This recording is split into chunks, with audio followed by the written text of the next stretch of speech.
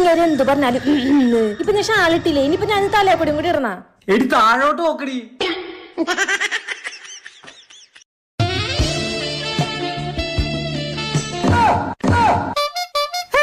എന്തീ കാണിക്കണ? വെള്ളന്താ വെള്ളപ്പൊ കൊണ്ടുവരാം. കഴിഞ്ഞോ? ഇല്ലേ? അയ്യോ കഴിഞ്ഞോ?